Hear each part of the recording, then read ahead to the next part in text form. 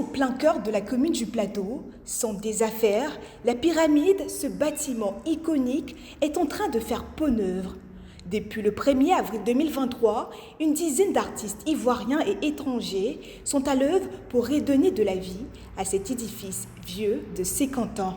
On a particulièrement quelque chose d'assez unique, c'est que c'est la première fois, en tout cas en Afrique de l'Ouest, peut-être même dans le monde, il faut qu'on vérifie que des artistes interviennent sur un bâtiment brutaliste.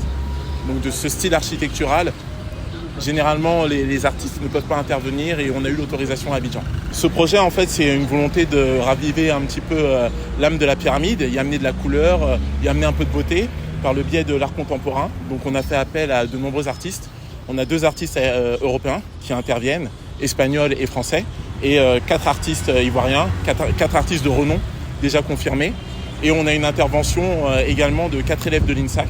À une semaine de la fin des travaux, ils sont déjà nombreux, ces riverains, à succomber au charme de ces coups de pinceau de ces artistes. La pyramide, c'est pour moi un repère à Abidjan. Mais malheureusement, depuis un moment, on constate que c'est dans un état de délabrement avancé. Et s'il y a cette bonne nouvelle de rénovation, c'est déjà une bonne chose. Ce qui va embellir la commune du Plateau encore, avec le travail qui est déjà fait. J'ai été un habitant de cette pyramide parce que j'étais dans un centre de formation qu'on appelait le CAFAC. C'était l'image d'Abidjan.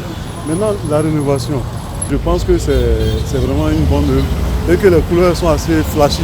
Voilà, comme je dis, c'est flashy, c'est beau à voir, c'est près du centre culturel français. Voilà, donc je pense que c'est quand même quelque chose à faire. Donc on doit encourager les initiateurs. L'immeuble La Pyramide a été construit par l'architecte italien Rinaldo Olivieri avec le concours de son homologue ivoirien Raymond Aka Adjo entre 1968 et 1973. En 2021, il a été cédé à l'État de Côte d'Ivoire.